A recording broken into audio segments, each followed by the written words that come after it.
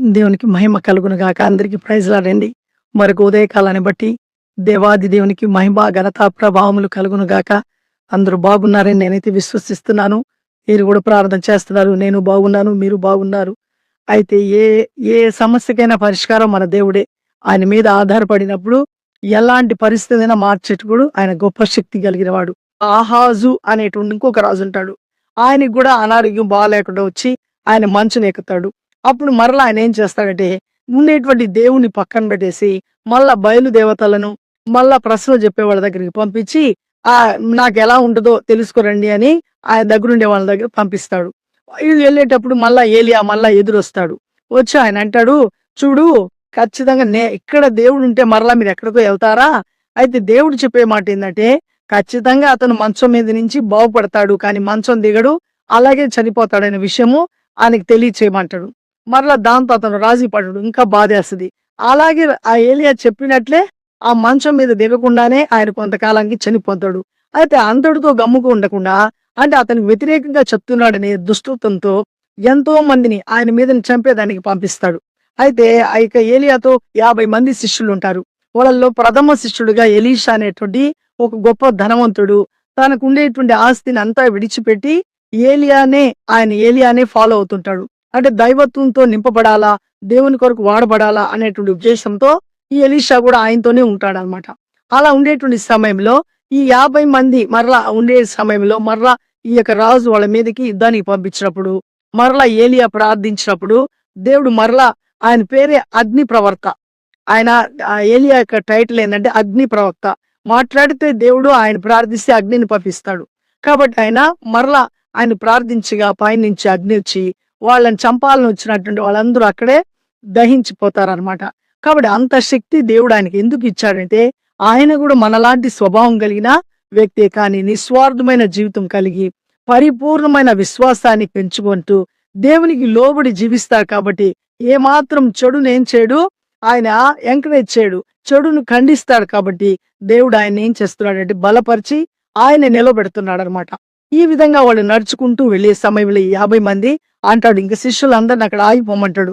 నన్ను దేవుడు బేతేలుకి వెళ్ళమంటున్నాడు, మీరు ఇక్కడే ఆగిపోండి అన్నప్పుడు ఎలీషా ఒప్పుకోడు, నేను మీతోనే వస్తానంటాడు.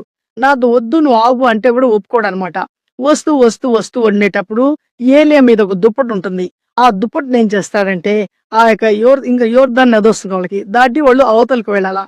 నేనైతే అంటాడు, నువ్వు ఖచ్చితంగా నువ్వు ఇక్కడ ఆగిపో, నేను దాటిపోవాలంటాడు. లేదు లేదు నేను నీతో రావాలంటాడు. అయితే నువ్వు నా దగ్గర ఏం కోరుకుంటున్నావు అంటే, లేదు నీకు దేవుడు ఎంత ఆత్మనిచ్చాడో దానికి నాకు 2 ఆత్మ, అంటే నీకంటే కూడా డబుల్ ఆత్మ నాకు కావాలా. అంటే నువ్వు ఎన్నో అద్భుతాలు దేవుడు నీ ద్వారా జరిగించాడు, నేను కూడా నా జీవిత కాలంలో దేవుని కొరకు నేను వాడబడాలా, నేను కూడా అలాంటి అద్భుతాలు చేయాలి. కాబట్టి నాకు డబుల్ పోర్షన్, అంటే నీ కలిగినటువంటి ఆ స్పిరిట్ ని నాకు 2 ఆత్మ నాకు కావాలని అడుగుతాడు. అదైతే నా దగ్గర లేదు. అయితే నేను ఒక పని చేస్తాను, నేను వెళ్ళినప్పుడు ఆ యోర్దాన్ నది మీద నేను నా మీద ఉండేటువంటి గుడ్డను కొడతాను. నేను ఒక ఆ యొక్క నా మీద ఉండేటువంటి ఆ టవల్ వేస్తాను పైన. అది వేసినప్పుడు అది కన్నా మరలా నీకు చిక్కితే అప్పుడు నీకు 2 ఆత్మ ఖచ్చితంగా వస్తుంది అంటాడు. సరేనన్నప్పుడు ఆయన చూస్తా ఉండగా అది కొట్టగానే ఆయనకు దొరుకుతుంది. ఈ దొరికే సమయంలో అంటే 2 ఆత్మను పొందుకుంటున్నాడు ఎవరు, ఎలీషా. ఇదే సమయంలో ఏలియా ఆయన చూస్తుండగానే ఒక సుడిగాలి వస్తుంది. ఆ సుడిగాలిలో ఆ సుడిగాలిలోంచి ఒక అగ్ని రథం దిగొస్తుంది ఆకాశంలో నుంచి. ఆ ఆకాశం నుంచి రావటము ఏలియా ఏం చేస్తున్నాడంటే ఆ అగ్ని రథంలో కూర్చొని అలాగే పైకి వెళ్ళిపోయాడు. ఏలియా అయితే పుట్టాడే గాని అతను మరణం లేకుండా ఆయన పరలోకానికి వెళ్ళిపోయినటువంటి చరిత్ర లేఖనం చెప్తుంది. మరలా ఆయన పుట్టాలంట, మరలా ఆయన చనిపోవాలా. ఇది దేవుని యొక్క ఆయన పట్ల ఉండేటువంటి ప్రణాళిక. అయితే మరణము రుచి చూడకుండా ఇప్పటి వరకు ఈ గ్రంథంలో 2 వెళ్ళిపోయినట్లు లేఖనం చెప్తుంది.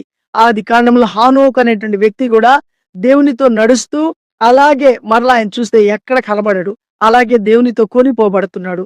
ఏలియా కూడా అలాగే అగ్ని రథాల ద్వారా దేవునితో ఆయన ఆకాశంలోనికి వెళ్ళిపోయినట్లు ఎలీషా కల్లారా చూస్తాడు. కాబట్టి ఎలీషా దుప్పటి దొరికిన తర్వాత 2 ఆత్మను పొందుకుంటాడు. కాబట్టి దేవుడు మరలా ఎలీషాని బలపరుస్తాడు. ఏలియా అయితే ఆయనకి ఇచ్చిన పనిని ముగించుకొని దేవుని సన్నిధానానికి చేరిపోతున్నాడు. ఇంకా ఎలీషా దేవుని కొరకు వాడబట్టుకు తను సిద్ధపడుతున్నాడు. కాబట్టి మనకు ఆశగా ఉంటే దేవుని కొరకు నేను వాడబడాలా, దేవుడు చేసినటువంటి మహత్కార్యాలు లోకానికి చూపించాలా, దేవుడు ఉండాడు అని రుజువుపరచాలా అనేటువంటి ఆశ మన అందరికి గన ఉంటే ఖచ్చితంగా మన అందరిని దేవుడు వాడుకుంటాడు. అంతేగాని నేనంతటి దాన్ని కాదు, నేనంతటి వాడిని కాదంటే మనం అంతటోడం కాలేం. కానీ ఆయన గొప్పవాడు. మనము ఆయన వాడుకునే దాని కొరకు మనం సాధనాలుగా ఉంటే ఆయన వాడుకుంటాడు. కాబట్టి మనం సాధనాలుగా ఉండాలని, దేవుని కొరకు ఉపయోగపడేటువంటి జీవితం మనం కలిగి ఉండాలని మనం ఎల్లప్పుడూ దేవుని సన్నిధానంలో ప్రార్థిద్దాము. ఎందుకంటే అద్భుతాలు, ఆశ్చర్యకార్యాలు ఖచ్చితంగా జరుగుతున్నాయి. జరగకపోతే ఇంక మనుగడే లేదు. దేవుడి యొక్క శక్తి మనకు రోజు కనబడదు. నువ్వు నమ్మితే ఈరోజు మన కుటుంబంలో ఏ సమస్య ఉన్నా, ఏ బాధ అయినా సరే ఆయన తీర్చుటకు శక్తి కలిగిన వాడు. కాబట్టి ఇక్కడ ఏలియాకు అగ్ని ప్రవక్త అనేటువంటి పేరు ఎలా వచ్చిందంటే, ఆయన ఖచ్చితంగా రోషం కలిగి పాపాన్ని ఆయన ఏం చేస్తున్నాడు, విసర్జించాడు. ఖచ్చితంగా పరిపూర్ణమైనటువంటి పవిత్రమైనటువంటి నీతియుక్తమైనటువంటి జీవితాన్ని కలిగి ఉన్నాడు. కాబట్టి దేవుడు ఆయన ఎంత గొప్ప చేసి ఆయనకి మరణమే లేకుండా ఆకాశంలో అగ్ని రథాలతో తీసుకువెళ్ళాడు. కాబట్టి అలాంటి దేవుని కలిగినటువంటి మనము దేవుని కొరకు వాడబడదాము, దేవుని యందు ఆనందిస్తాము, దేవుని యందు ఎల్లప్పుడూ ఆ యొక్క ఆనందాన్ని లోకానికి చాటే విధంగా మన జీవితాన్ని తీర్చిదిద్దమని మన దేవుని ప్రతిమాలుకున్నాము. కాబట్టి ఇట్టి ఆత్మను దేవుడు ఆ యొక్క ఎలీషాకు ఏలియా ద్వారా ఇచ్చినటువంటి దేవుడు మనకు ఇవ్వాలని, మనం ఆ ఆత్మను పొందుకునే దేవుని కొరకు వాడబడే స్థితిలో మనం ఉండాలని ప్రార్థించుకున్నాము. ఈ యొక్క ఉదయకాలం దేవుడు మన వినికిళ్ళు మనకి ఇచ్చినటువంటి మాటల దేవుడు దీవించునుగాక. ఆమేన్.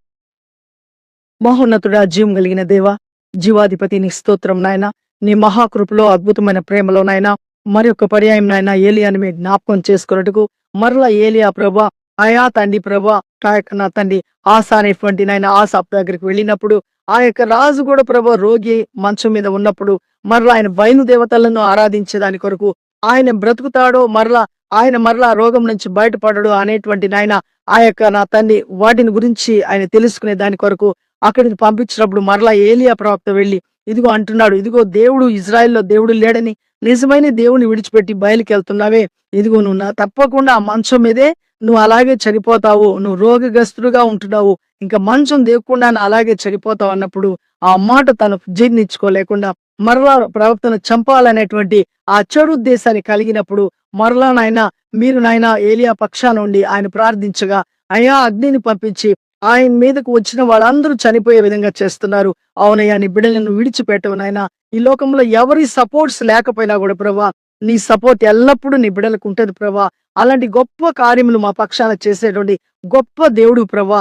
అయ్యా ఇదిగో వీడియో చూస్తున్నటువంటి ప్రతి బిడ్డను, ప్రతి కుటుంబాన్ని మీరు దర్శిస్తున్నందుకు, వారి యొక్క అవసరతలు అక్కర్లు మీరు తీరుస్తున్నందుకు, ఇదిగో మీ యందు ఆనందించేటువంటి జీవితాన్ని ఇస్తున్నందుకు, మీతో నడిచేటువంటి ఆ కృపను ఇచ్చినందుకు మీకు వందనాలు, స్తోత్రాలు చెల్లిస్తున్నాం నాయన. బిడ్డలందరినీ ఆశీర్వదించండి, వారి వారి అవసరతలు తీర్చండి. ఏ ఇరుకు ఇబ్బంది ఉందో వాటి అన్నిటి నుంచి విడుదలిచ్చి నీకు సాక్షులుగా ప్రతి బిడ్డను వాడుకోమని మరలా మీ చిత్తం అయితే ప్రభా మేము కలుసుకునే పర్యంతరం మీ బిడ్డలకు నాకు మీ కాపుదల భద్రత క్షేమం ఉంచమని యేసయ్య పరిశుద్ధ నామములో అడిగి బ్రతిమాలి వేడుకుంటున్నాను పరమ తండ్రి, ఆమేన్. అందరికీ ప్రైజ్ లార్డ్. షాలోమ్. దేవుడు మనకు తోడే ఉండును గాక. లైక్ చేయండి, షేర్ చేయండి, సబ్స్క్రైబ్ చేయకపోతే చేయండి. అనేకులకు మన ఛానల్ తెలియచేసి దేవుని రాజ్యాన్ని కట్టండి. మనమందరం కడదాము. ఆ కట్టుడుకు దేవుడు మనందరికీ ఆ కృపనిచ్చును గాక. అంతవరకు మనకు దేవుడు తోడుగా ఉండును గాక. షాలోమ్.